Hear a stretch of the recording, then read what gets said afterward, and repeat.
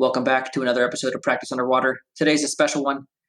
We are releasing something that we're incredibly excited about. We have with us here today our Director of Mastermind, Dr. Alex Sharp. How are you doing today, Alex? Doing great, George. How are you? Doing good. I want us to Matt and I are going to take a minute to introduce what this is and why we're so excited about it. Matt, can you talk a little bit about Mastermind and something that we've been thinking about for a long time? Yeah. This has been going on behind the scenes for a while. I mean, when I first had talks with Richard about joining Share Practices, I guess that was last April, he mentioned the mastermind as a big area he was excited to build and was one of the main reasons I was so fired up to join, honestly. Like, the best part of our community is interacting with everyone, like how growth minded everyone is, how super successful, and just like cool people, like people you just want to be friends with. And Mastermind is a perfect incubator for that kind of interaction. So this, was always something in our minds as a plan to do. And then when COVID hit, we felt, hey, this is the perfect time to launch it. We're all sitting at home. We got nothing to do. Like, let's start planning it. So we took those couple months, April, May, and then released it in June and July with our coaching clients only. And now here we are releasing it to the public. Yeah. And this is an area where I'll be honest, I think I was the last one that needed to get sold on this. It wasn't until Alex and Alex is the director of Mastermind, at least from my standpoint, for a reason. He is everything that the Mastermind represents to us. It's somebody who listens to our show, owns our philosophy, wants to be a part of what we do, and challenges me to grow in my practice. I can think of 3 humongous things in my practice that have happened as a result of Mastermind. And it wasn't until, seeing it and being a part of it and being put on the hot seat and getting the whole experience that I really saw the benefit of it. Actually, 4 humongous things. Yeah. No, the hot seat was great. All right, Alex, why don't you go ahead and I think our audience has heard from you, but just in case they haven't, kind of briefly introduce yourselves and then talk about what you're so excited about. Sure. So I am a dentist in a suburb of Little Rock, Arkansas. I graduated dental school in 2015, and I was an associate for a little over 2 years before I bought my office. And I went from not owning an office to all of a sudden owning a group practice.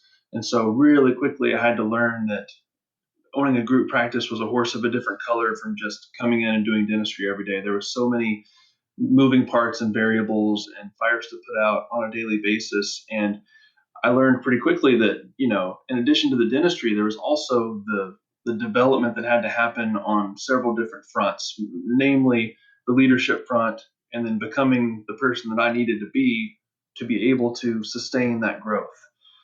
So really quickly, I had to pour myself into, self-help books, personal development, leadership, things so that I could have the bandwidth to actually be the person that my practice needed me to be. And that's something you've taught me, George, is you have to think in terms of what can I do in service to my practice. That's the highest calling, I think, of us, especially group practice owners, is figuring out how do I become the person, how do I become the who that I need to become to get to where I need to be.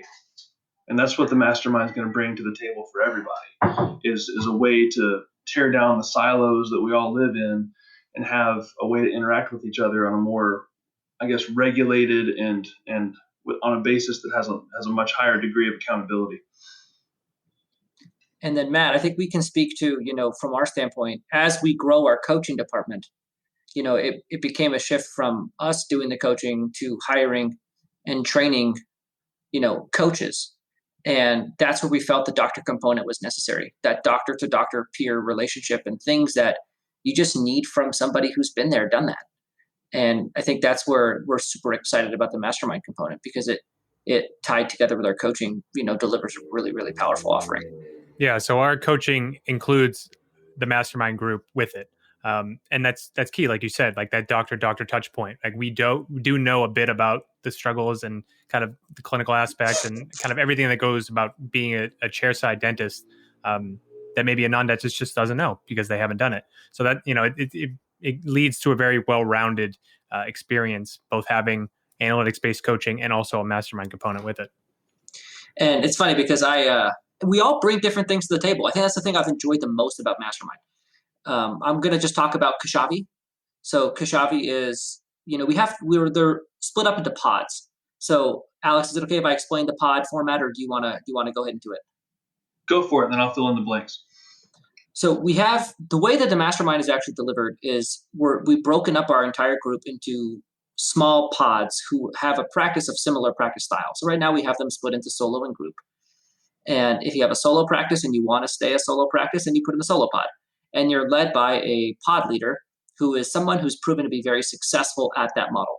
So Alex Sharp is one of our group pod leaders, and Kashavi Patel is one of our current solo pod leaders. And man, the amount of growth that I've had from the two of them, but I'll talk about Kashavi right now, is incredible. I mean, she is diagnostically one of the most talented dentists I've ever seen. Her ability to do the numbers that she does in her practice, her ability to sell all kinds of stuff to patients, and it's been inspiring. And when they put me on the hot seat, so Matt, we do in the mastermind, we do something called a monthly hot seat, and so we put a practice on display for our entire mastermind. We post their numbers, and we essentially grill them. And where are your goals? What are you doing? And Matt, this line he used was perfect. He goes, "You can tell, like, right, there isn't a more experienced practice by numbers user that I know of than me." And he goes, "You can tell what you care about and what you don't by looking at your dashboard. And if you look at all my patient retention, patient flow, hygiene related statistics, I'm well above the 90th percentile in PBN, which is, for a practice to be in the 90th percentile in practice by numbers, is you are in the top really 5% of the whole country, because the people that get practice by numbers care. And so I'm here in the very high percentiles in a lot of areas, and case acceptance and patient communication and stuff that I just don't care about. And it was just like 25th, 50th percentile stuff. And Matt was like, "It's so obvious what you care about and what you don't." And this is where, as me removing myself clinically from the practice, this is an area that I now have to care about a lot more. And Kashavi is somebody who is, I mean, Matt and her are probably the two most talented in this department that I've ever encountered. And she's pushed me to buy an iTero. She's pushed Matt to buy an iTero. Yeah, I think I need to speak on that quickly, if you don't mind. Yeah, and I also am buying a second. So I mean, it's like the amount of iTeros that have been sold in our mastermind is quite immense. Matt, go for it. Though. Yeah, let me address this. I gotta address this real quick. So yeah, I've been a very vocal anti-Invisalign. I think there's an episode where I just rail on Invisalign. I was, so pro Medit. I bought a Medit. I loved it. I am now a full convert to iTero, and it pains me to say it, really does. So Kashavi gave the best sale to me, like she gives to her patients. She right? sold it to us so hard. She completely sold it. I got the iTero a month ago. We just sold our 5th case this week, and before that, I was doing 5 a year. Like, this thing is incredible. The software is. I mean, I can go on and on about it, but just that's the value of the mastermind, right? Just right there. Like, you get the strengths of everybody. I mean, and it's a great group of people. And like for me, Alex Sharp, I'll speak on him for a little bit because, I had this practice where our hours were 8 to 5, 8 to 5, 7 to 4, 7 to 4. That's Monday to Thursday hours. And Alex was like, "There's a big value into split shifting." And that's terrified me, the idea of split shifting my team, because of the difficult conversations required to make that happen. And Alex pushed me on it. And I looked at it, we drew up the numbers, we looked at how much capacity I would gain, and I had to do it. And so as of last week, we are now 7 to 6, Monday through Thursday. And that was a direct result of, Alex. And so for me, I could go on 2 more examples, but I won't. It's the value of it has been for my life and my practice immense, because you have people that are really talented at what they do, looking at your situation and telling you, things that you need to hear that you don't always want to hear. So, Alex, in your experience so far, talk about some of the impacts it has had on you and your practice. Well, so the real benefit is what you touched on, where you have several different sets of eyes and several different sets of experiences looking at your situation. Because with coaching is the gold standard. I mean, I think everyone should have a coach. Everyone would benefit from analytics-based coaching. But even for those that are the coaching clients too, having 10 other people dissecting your problem and looking at it from 10 different angles is completely invaluable, and it's very difficult to find the level of scrutiny that you'll be able to get in the mastermind program here at Shared Practices, simply because of the caliber of people that we're going to attract. Because I mean, you can post something on some random Facebook group and get you get your money's worth on that type of advice. But in the mastermind, you have people that you're invested with, that people that care about your success and that hold you accountable.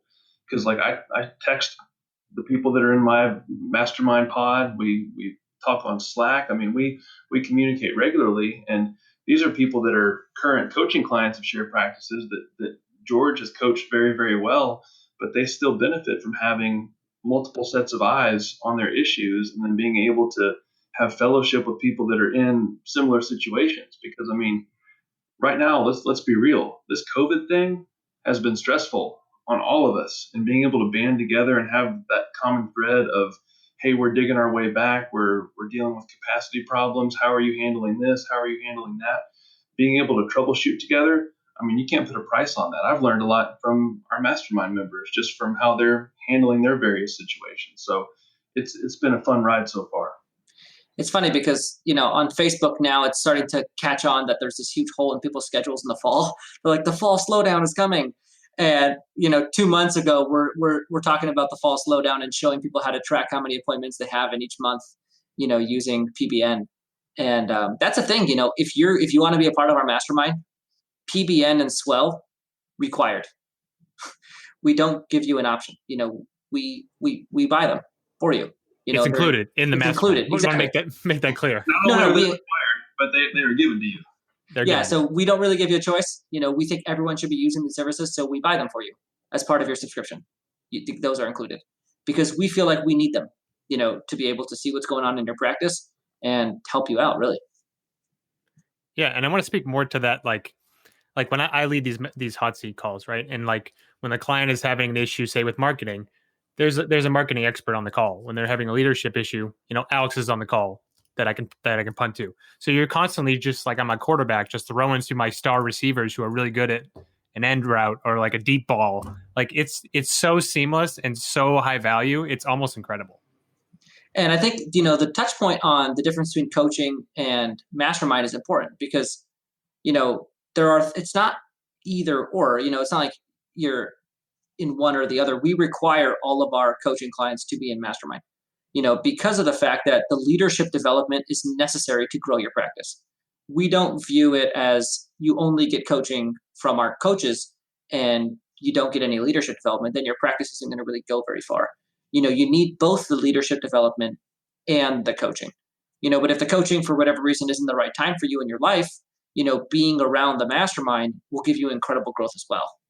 So that's really where we see the ability to, have people who are fans of our show, who have the same philosophies that we do, who want to grow their practices. We offer them both options. You either get the mastermind or the coaching plus mastermind.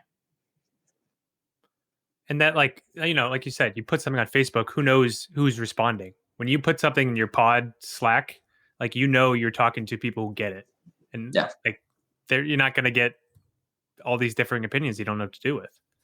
And then the pod leadership process, our pod leaders, the way they're selected are people that we feel confident are like Alex. Alex is the perfect example of a pod leader, is somebody who embodies our philosophy, somebody who's done it, has proven to do it well, and has been very successful. And that's the type of person you want to have as your mentor, someone like Alex Sharp. What you see too is Shared Practices, having been around for 4 years, it's created its own dogma. And that's a word that can have a negative connotation, but dogmatically, a shared practice is practice. I mean, Shared Practices has its own dashboard on practice by numbers for a reason. Like, there's a specific set of metrics that we look at that we know define practice success, that we know can lead from point A to point B to get you the practice that you want. It really is, to some degree, formulaic to get from where you want to go from where you are to where you want to go.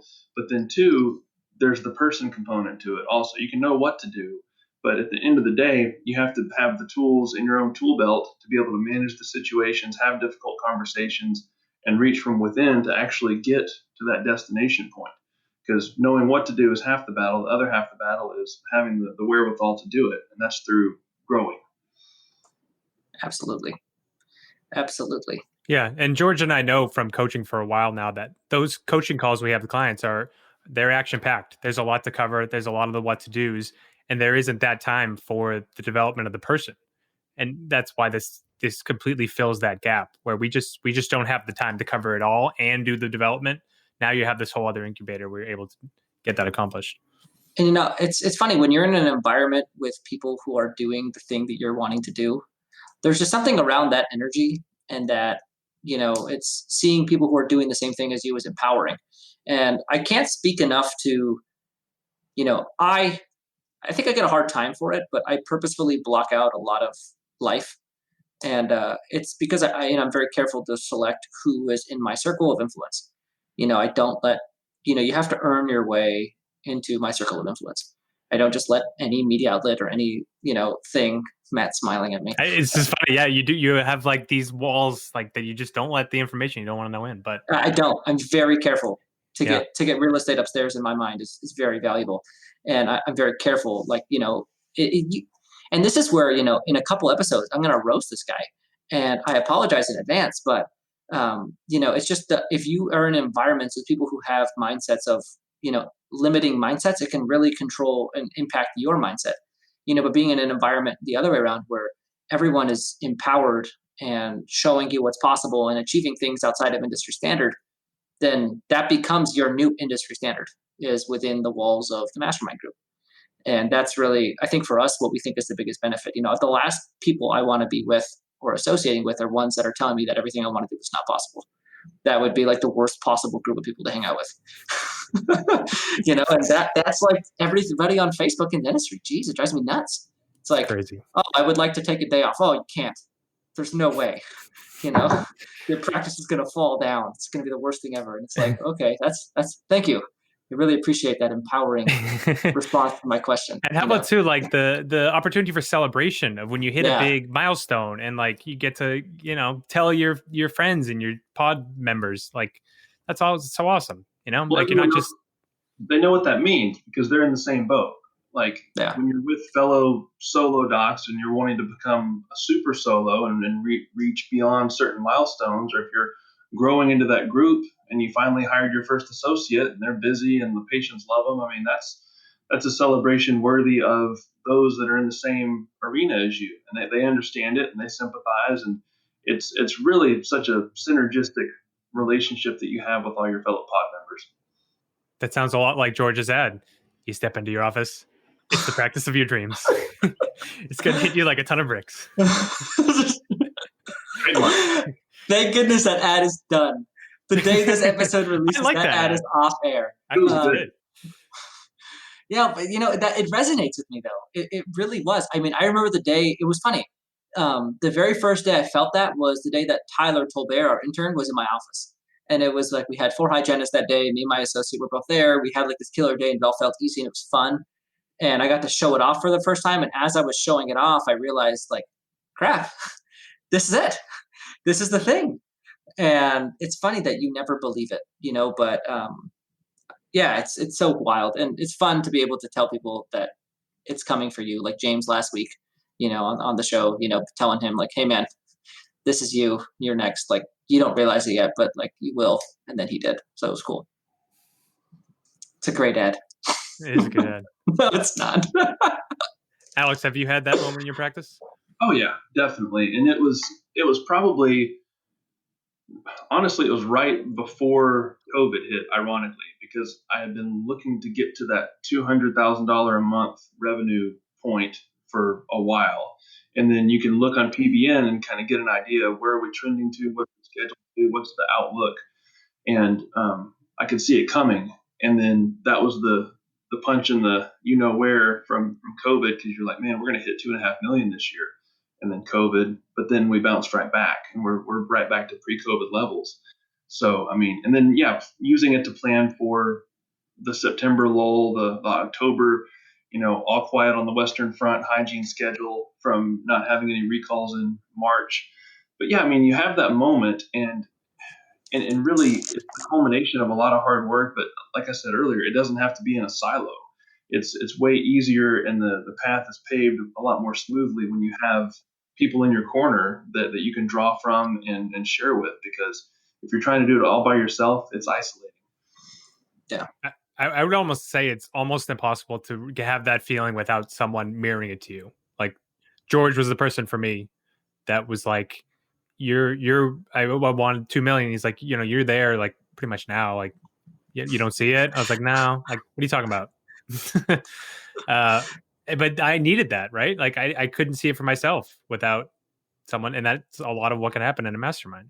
Yeah, let's talk about that actually, because Matt and I were having a conversation about his practice. And I said, hey, he's like, I want to be at a $2 million level. And I'm looking at his numbers and I'm like, this is confusing. He's saying he wants to be exactly where he's at. And I was like, dude, you're there. Like, if you want to grow your practice, think of a different goal. And he was like, I'm not there. And I'm like, okay, cool. I don't push people on it. I just let them think that for a while and I let them see it. And then randomly I get a text from him saying, I see what you're talking about now. What led to that text? It was like the ease at which we were hitting the numbers we wanted to. Like that was the big change. Like we would have big months, in the past where we'd hit 155, 160, but it usually was like a big case, or I was working 22 days and killing myself. But then I had like I think it was either June or July where it was like, regular 18, 19 days of working, didn't do any huge cases, just worked normal days. And I was like, wow, like these, like I would look at the sheet at the end of the day. It was like, we're hitting the number, we're over the number, like every other day. And I'm like, I'm not, like, I feel fine. Nothing has changed. Like, Yeah. So it just hit, and then it hit me. I was like, oh, this is what George was talking about. Damn it. He's right again. I love being right. It's like my fake. Yeah. The listeners hadn't noticed that. Don't worry. Yeah, no, George. He's very open to new ideas. No, when it's a new idea that comes at you, you just bring them on the pod and do a mano-a-mano. So I like that too. Yeah, no, the anti-George episodes. Should we also mention the in-person mastermind component we're planning? Yeah, post-COVID, so I think for us, let's go back to one of the reasons why we started Mastermind was, Richard and I are like two of the most social people you'll ever meet, is probably my guess. And the fact that we have an audience is really cool, but like if you don't interact with them, it's kind of boring. And so we really form the mastermind as like friends, and we want to hang out with these people in person. And so post-COVID, sometime next year in 2021, we're going to have, mastermind meetup. I think we're looking at, maybe early summer or spring-ish area. And, that's something huge. It's 2 days, we all get to interact together in person. And I think we're really big on the transformation of mastermind, the being around people and transforming together and having it be this thing that, you're in, and then maybe you do some coaching, but post-coaching still, just kind of keeping that connection and having you to be a part of our family is really the big part of mastermind to us. It's a lot about connection for me, at least, because at this point, the coaching clients that we interact with have become, lifelong friends, that's what they are. And I think mastermind is forming, friendships that are going to last a long time. I'm like the sap in the group. I just, I can't help it. No, that is one of the coolest parts of being a part of Champ Practice is interacting with listeners like out in the wild. And it's happened for me infrequently because of COVID during all this. And, but the times we have been able to do it when I come out to Phoenix and other times it's just so enjoyable. Hear everyone's story, hear like how much the podcast just alone has impacted them. And then just imagine how much impact even more from this mastermind, from coaching, from all the other things we're doing. Like it's just, it's very rewarding. And it's really, what gets me up in the morning. And it's funny, Alex, you and I, you were in Phoenix. Was that May? That May? Implant Pathways. Yeah. Yeah. So you were in there for Pathways. And every time Alex is in town, I try to hang out with him.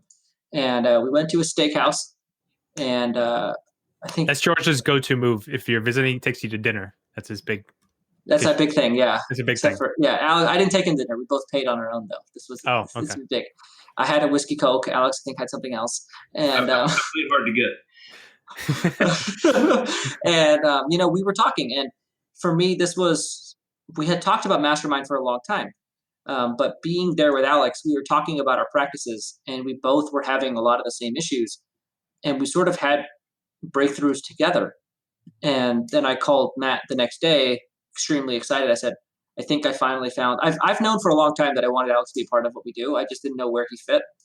And then I was like, we had the very first experience that transformed my practice from a friendship. It's like, that's mastermind. This guy is the mastermind in personified. And so he is everything that mastermind represents in a person, Alex Sharp.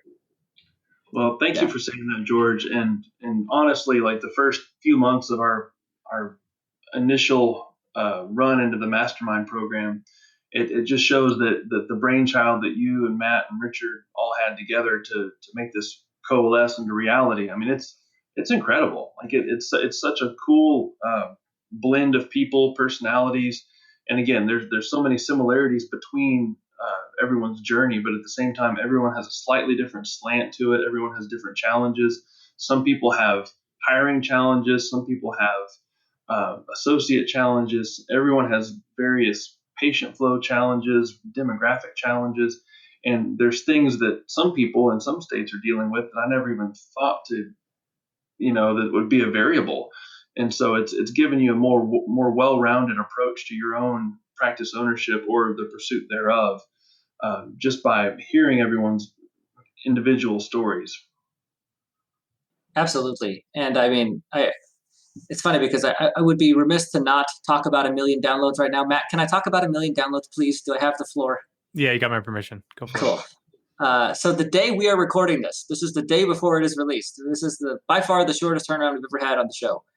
1 million downloads today. And man. It's crazy, man. Yeah, this is the first episode being, and the fact that Richard caught the screenshot with 1 million downloads on the number, not even 1,000,001. The level of impressive. Do you want to tell him how he did that? Like he was at work today, just like checking with his team, and like the team would download 1 or 2, so they check again, and they finally got exactly 1 million. Yeah, it's incredible, and it's funny because as we're recording this, we're already at 1,000,001. Like we got 1,000 downloads in the last couple hours. Yeah, yeah. It was 1 million is so the fact that we got that exact number is insane, and I mean to upload this is the first episode being uploaded post 1 million downloads. Which for us is cool, and it's a thing that I did a video on our Facebook group. It's, it is what it is. My thoughts are there, but it's cool, man. Really, really cool. Really, really proud of everyone involved. That's quite an accomplishment, dude. That is so awesome. What you and Richard built here, like 1 million, over 100 countries. That is insane. I can't even fathom. And it's funny. Richard and I looked it up, and 500K was a year ago. Wow. So it took us 3 years to get 500,000, and that last 500,000 we knocked out in the last 12 months. That's almost exponential. It's going to be. It's been exponential, yeah. So 2 million will be in probably a year. Probably a year, yeah. Yeah, exactly. It's insane. Yeah. It's insane. How are you celebrating, George? Oh man, I haven't thought about it. I feel like. Yeah, I don't know. I haven't. Did you and Richard have a phone call and kind of? Yeah, we had like a solid 15-minute, nice 15-minute thing. Yeah, it's funny, I guess I'll take this a little off the subject of Mastermind for a minute. But the impact Richard Lowe has had on my life, and quite frankly, we talked about you quite a bit, Matt. Richard was talking to his dad about partners, and he said, you want to get a partner who's going to take your business to a place where it could never go without that person. And I think it's very obvious. Well, no offense, Richard. It's very obvious the trajectory change when I came aboard. I think it's much less obvious the trajectory change when Matt came on board. It's been a lot of behind the scenes stuff, and we had a very transformative year of shared practices. I mean, the amount of people on board, the amount of things working on behind the scenes, the capacity we have, the vision for the company, the execution that we have, the ability to stay focused, everything that's happened in the past year that's what Matt offered shared practices. And like Alex, what's possible with Mastermind with Alex Sharp is so much different than what's possible with Mastermind without Alex Sharp. And this is where, I think Richard has really laid the blueprint for bringing great people to be great in an infrastructure that supports greatness. And, it began with Richard, and the fact that, he's handed it over to me to lead is all kinds of, I think for me, that was a big thing that I thanked him for, was knowing to step aside. I think that's a hard thing to do sometimes when you've founded something, to really be able to say that, I'll let you take it from here and I'll be a part of it. The amount of everything, humility, courage, trust that took for Richard to do that for me was huge. And I don't know if I would have been able to do that if it was warranted. So yeah, I got a lot of words, and we had a really cool call. Nice. That's awesome. Yeah. I mean, there's so much happening behind the scenes right now, like through this whole year, that like it's just going to explode, towards the end of the year and next year. And the momentum right now, like how excited we are for the people on our team. I think that's the biggest part, like how much we all love each other. It's, I can't even fathom it. Like, I adore everyone who's in our ecosystem right now. Yeah. And that's where, we genuinely feel, and I'm sorry if this comes off the wrong way to anyone listening, we genuinely feel that the shared practices philosophy, that dogma that Alex was talking about, is the way. There is nothing that we feel deeper and stronger in our bones than that. And this, I view Mastermind as church. And I'm sorry that like that's the wrong analogy for anybody out there. No, that's a good one. I like it. But like, this is where we go to practice our dogma. This is where we go to spread our religion of how to run a practice. Like, that's the analogy, man. This is the breeding ground. This is where Matt and I interact. I had an issue at the office today where, big leadership mistake on my part. And I post that stuff in the mastermind group. I post my failures. I post my victories. My first 200K collections month, I posted in there. And also the times that I effed up as a leader, I post in there. And it's the place where I'm vulnerable, and it's the place where I communicate with docs.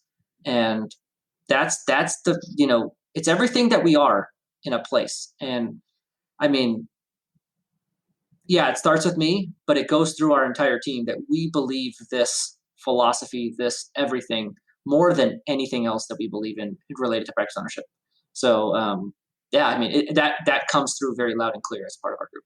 Well, what happens too is you realize that the shared practices way, it's not contingent upon you being able to do a ton of ortho or place a ton of implants or do a bunch of mouth rehab cases. It's fundamentals that you can learn and you can apply. It's something that you can take some basic principles and apply those to your practice, and barring any kind of like major flaws in the inherent qualities of your practice, like there are certain things that can preclude it, but if you follow the roadmap, you will be successful, period. Well, and we got fee-for-service guys, and we got docs taking Medicaid. I mean, there's really no there's no type of practice that doesn't. Yeah, we got 4-op practices. We have soon to be 18-op practices. Like, we got the full gamut. Speaking of, I just looked at the worst floor plan of my life. Oh my gosh. Oh, jeez. Well, yeah, I kind of want to talk to that for a minute. So I was on a hot seat call, and I've long had this plan of taking over the orthodontist practice next door to mine and growing it. He's only there one day a week. I thought I'd just blow down the wall and add more ops that way, very quick and easy. And, the mastermind group helped me realize that I'm really close to running out of capacity. I didn't realize it at the time, but I was like I'm like a year away from running out of space. And so long story short, I have to move, which is everything that I never thought I would ever do. And I wouldn't have realized that until it was too late, if it wasn't for, being on a hot seat and having that shown to me, not just getting the experience of being stuck and not. Do you want to talk more about what you're building, or do you want to save that? I guess at this point, yeah, I'm doing a ground up build. and can you explain more about it? How big is it? Where is it? Yeah, so I bought a lot, and it is 2-ish miles away from my practice. I'm trying to build an 18 operatory practice to house the my practice for the next 20 years, something big enough for, our terminal velocity and something that can support us long term. And every startup question that I've never wanted to know the answer to, I now have to ask. So it's like the biggest FU from the world saying, "Hey, George, you got to do a startup now for everything you said about them." It's like a startup, but I have patience. So there you go, startup people. I have patience. But like you win, George. You win. Floor You were right. plans, design, building, furniture, everything I dread. I'm doing it all. How are you going to do it in terms of organization of the floor plan? Like, you're going to have pods, or you're going to have like groupings of 6 operatories, or how are you going to do that? I don't know. It's even worse because I have to be on 2 floors, it looks like. Wow. It's going to be a 2-story practice. Yeah, it's a nightmare. It's like the bottom floor is the clinical level, and then the top floor is like admin space. And yeah, it's going to be a nightmare.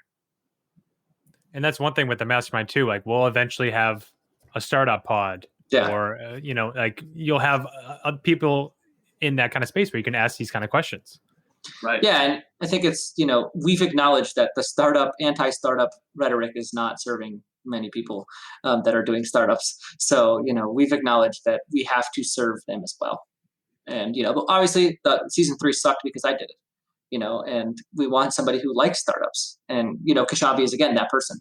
That she did a startup and she loves startups, and she's that person to have that, and so, yeah, I mean, there is a place for them in our community, and I never saw that coming. In addition to startups, we'll also have pods for pre-owners, people that are still associates looking to own, looking to prepare themselves for when the right practice comes along. They'll have the tools they need to be the practice owner. And we'll also have a pod for dental students who are looking to maximize their time while in dental school. Because I can tell you right now, if I would have been exposed to some of this stuff in dental school, who knows, like the curve would have been lessened greatly, knowing as much, learning as much of this stuff as you could in dental school now. Because, you think about the interns like Tyler and Clay and Aaron, those guys are light years ahead of where any of us, except George, were in dental school. And so, having that support while in dental school, that's immeasurable to me. I'm going to put Tyler Tolbert on blast here. I've called him D4 George Hariri 2.0. He is he joined us as a D1. And, I will say this on air. I will double down on it. You put me as a D4 and him as a D4 side by side. Who is more knowledgeable, more prepared for success in life and practice ownership and everything? It's Tyler. And, a lot of it has to do with him watching me fail in my career and learning from it. But still, the mentorship, the growth that he's had throughout dental school. He's the first one to go from D1 to D4 with us. And he's like the epitome of everything dental student related that we try to do. And I would put him up there I would put him past where I was as a D4 for sure. Not even close. That's some high praise. Yeah. Have I never said that to you, Matt? No. Okay. So I feel like I saw it in Tyler before you did. Are we going to talk about that? Yeah. So no, not that part. So I joined in April, and I texted him in May, the next month. I said, "You are the next star in this industry." Yeah. Like, he is the next star. No doubt in my mind. Yeah, I think we've all noticed that. Right, he's running the pursuit of ownership. We have all viewed Tyler in a way that not even Tyler views himself. And, but no, he's a star. And, yeah, I won't go into the rest of that story because it's too funny. But yeah, no, we've all, it's funny. Yeah, I guess I might have realized it after you did. I've always known he was like, rock solid.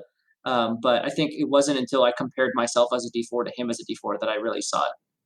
And like that, it starts with other people seeing it in you, right? Like when people told you changed their lives, the podcast and everything, like you didn't see it for a while. Now you can see it. So it's similar with Tyler. Like he doesn't see it fully yet. He will, but it's, you got to realize it yourself is probably the last thing that comes. Well, and the three of us we're all Justin. We all have had Justin as mentors, and he sent us all an email, saying the same thing. Like, I see something in you guys that you might not see yet. And it sometimes takes that type of mentor, helping you in your life and letting you know, like, yeah, you guys got it. And I think there's a lot of people in our mastermind group that I feel that way about. It's like, you guys got it, for sure. Yeah, and like, because the podcast is valuable as it itself, but like Alex was getting to, like having a structure and a community while also having the podcast, like they're assuredly more prepared than I was at that point. Oh yeah, definitely. And it's funny because one of the things that gets me going more than anything else about shared practices is the mistakes we make, paving the way for less of those to be made the next time around. And a lot of the conversation we're having about Tyler is, him watching me make mistakes and learning from them. And we call that the thought leader tax. That's something you have to pay. I think more than anyone else at shared practices, I pay the thought leader tax. Yeah, it's due every month. It's just for you though. Yeah, for me, it's usually a marketing expense. Sometimes, sometimes something else. But yeah, it's but that's the place where we pay that back. Is, hey, ask me how I know.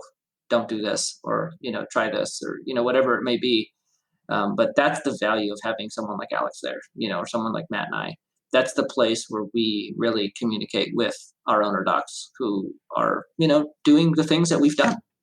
And that's the most instructive stuff, is to hear where we've screwed up.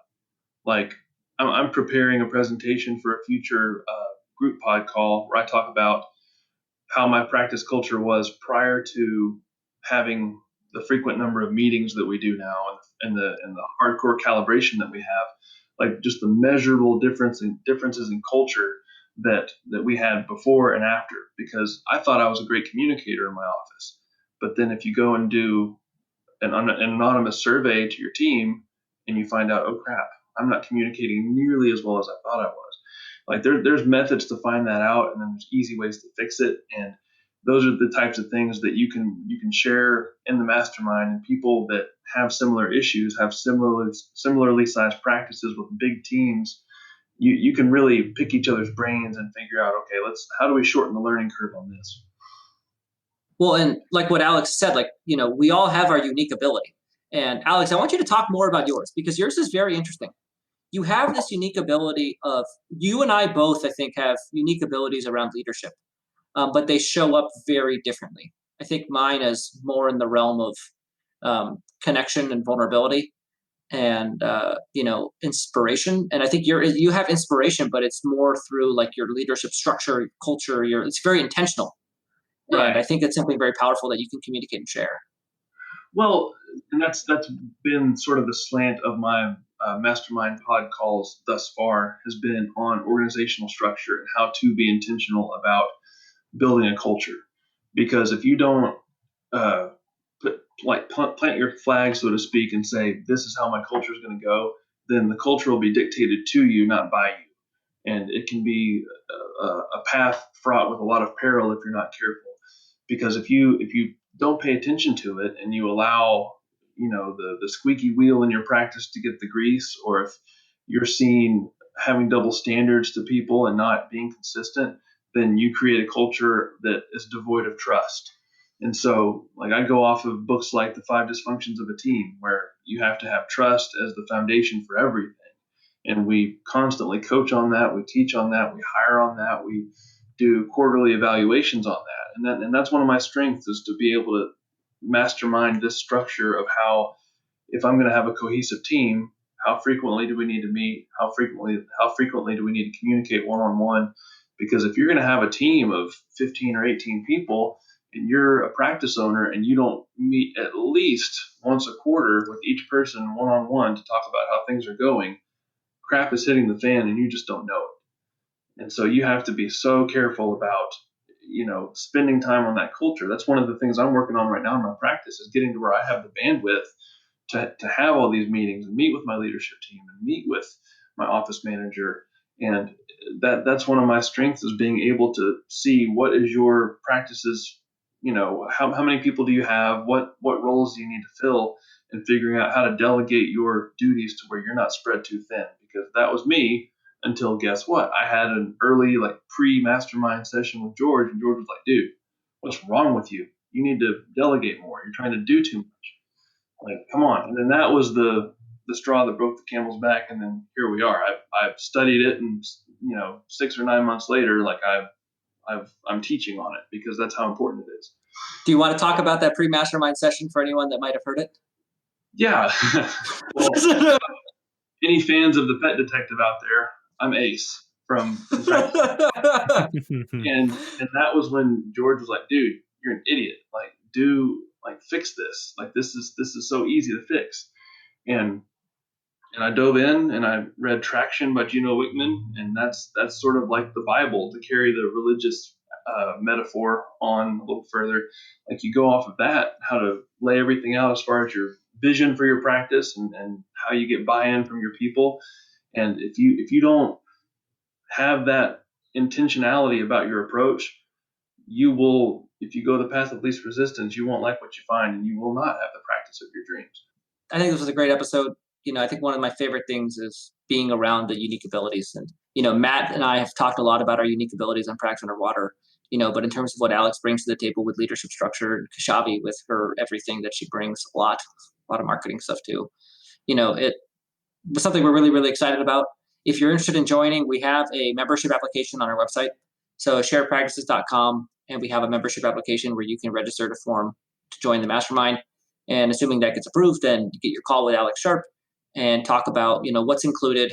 We talked about practice by numbers and swell, and with 3 calls per month, and then, obviously cost. So, Matt, do you have anything you want to add before we wrap up? No, Alex, thanks for joining us today, and thanks for everything you're doing to head this mastermind. I think it's incredibly valuable and transformative for people out there. So I appreciate all your efforts. Well, I appreciate you guys letting me come aboard, and I look forward to being able to serve people in the same capacity that you guys are able to do. And it's going to be fun to kick this off. Guys, we'll see you next week. This has been a great episode of Practice Underwater, and we'll resume back with a regularly scheduled programming next week. Thanks for listening to another episode of Practice Underwater. We'll see you guys next week. If you're interested in one-on-one coaching with either Dr. George Hariri or Dr. Matt Garino, our contact emails are in the show notes. And if you're interested in being on Practice Underwater as a guest, where we could look at your practice anonymously, you can go ahead and contact the email in the show notes and follow those directions to get on the show. Thanks, and we'll see you guys next week on Practice Underwater.